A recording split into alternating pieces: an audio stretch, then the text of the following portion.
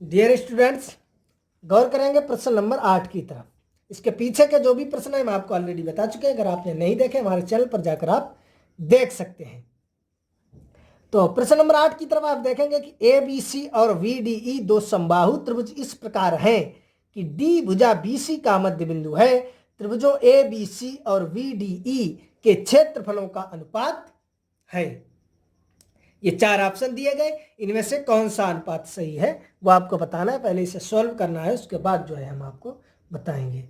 सही है, तो ए बी सी और बी ई डी दो समबाहु त्रिभुज है। तो हमने ए बी सी आपका एक बना लिया समबाहु त्रिभुज।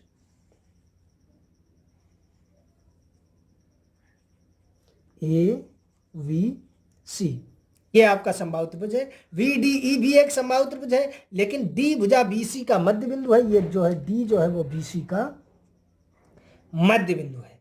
सही है, तो इस प्रकार से इसे मिला दिया, ये यहां पर आ जाएगा ई।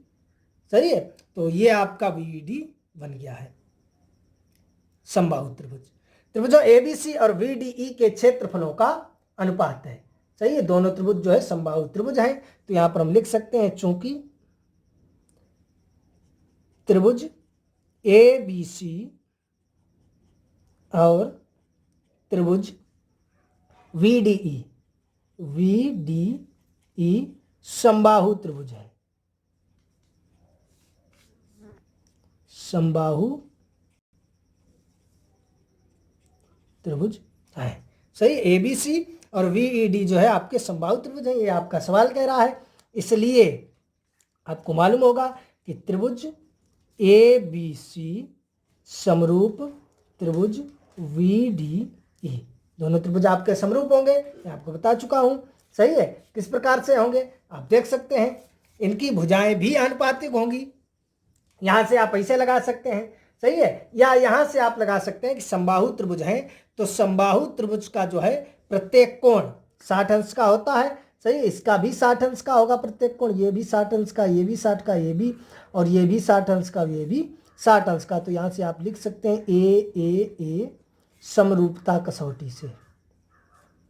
सही है, ए समरूपता कसौटी से, क्योंकि आपको ज्ञात है कि जो समबाहु त्रिभुज है, समबाहु त्रिभुज की जो प्रत्येक कोण जो है, समबाहु त्रिभुज का प्रत्येक कोण 60 अंश का होता है। आपका त्रिभुज जो एबीसी है वो भी समबाहु त्रिभुज है, उसका भी प्रत्येक कोण 60 अंश का होगा।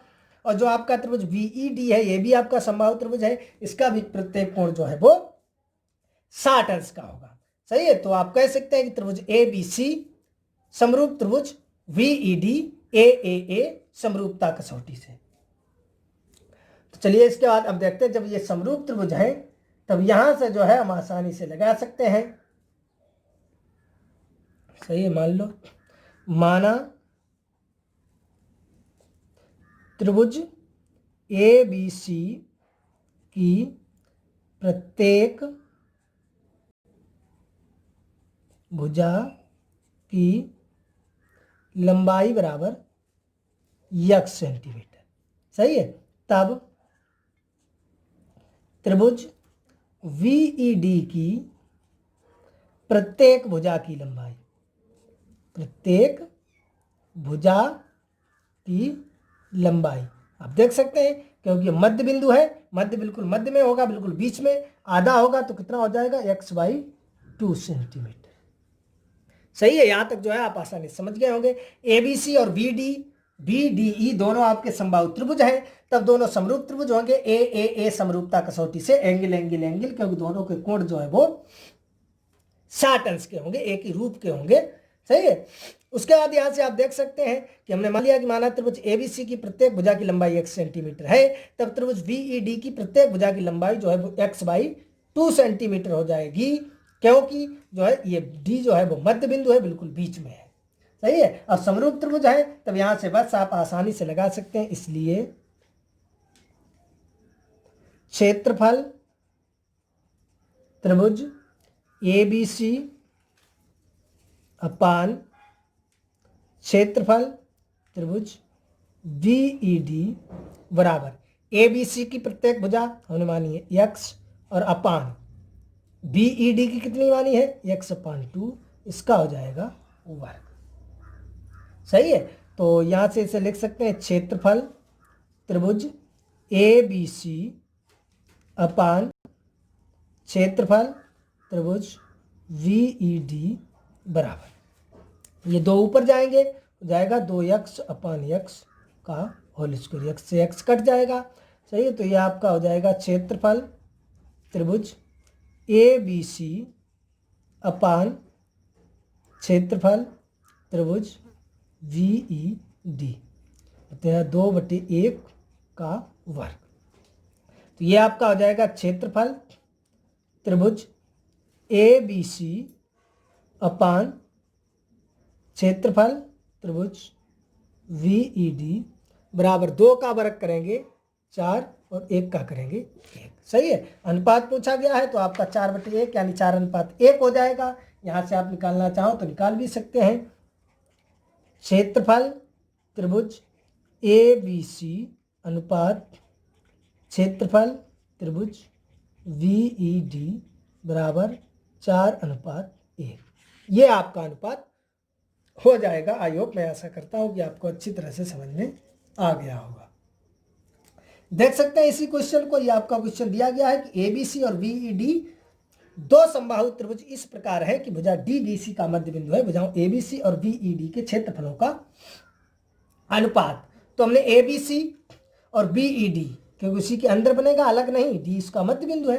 सही है, दो त्रिभुज बना लिए समबाहु त्रिभुज, तो वही हमने लगा दिया। चूंकि ABC और VDE समबाहु त्रिभुज हैं, इसलिए त्रिभुज ABC समरूप त्रिभुज VDE। समबाहु भुजाएं भी इसकी समान होगी, तो भुजाएं समान होगी, दोनों समबाहु है। सही है, तो भुजाएं कुछ भी होगी, उसकी 4-5 हो या इसकी 3-4 हो, लेकिन ये समबाहु त्रिभुज होगा। जब समबाहु त्रिभुज होगा तो भुजाओं से भी हम निकाल सकते हैं इनकी भुजाएं आनुपातिक होंगी। सही है, छोटे वाले की भुजा अगर भाई x है, बड़े वाले की भुजा अगर x है और छोटे वाले की भुजा अगर x/2 यानी उससे आधी है तो अनुपातिक होगी। चाहे इसकी भुजा 4 सेंटीमीटर हो, उसकी भुजा 10 सेंटीमीटर, उसकी भुजा 50 सेंटीमीटर। समबाहु त्रिभुज है यानी भुजाएं दोनों की बराबर है, तो यहाँ से आनुपातिक भुजा का आनुपातिक भी नियम लग जाएगा यस समरूपता कसौटी से, और दोनों के कोण जो है वो 60 अंश के होते हैं, तो ए समरूपता कसौटी से भी आपका हो जाएगा। तो यहाँ से मान लिया कि त्रिभुज ABC की प्रत्येक भुजा x सेंटीमीटर है और VED की प्रत्येक भुजा जो है x/2 सेंटीमीटर है। सही है, तो यहाँ से जो है तब VED की प्रत्येक भुजा हमने मान लिया। अब हमने जो है क्षेत्रफल का सूत्र लगाकर इसे आसानी से सॉल्व कर लिया है। आप देख सकते हैं कोई कठिन कैलकुलेशन नहीं है, आप भी इसे सॉल्व कर सकते हैं और आसानी से आपका आंसर आ जाएगा। तो चलिए मिलेंगे अगले वीडियो में प्रश्न नंबर 9 के साथ।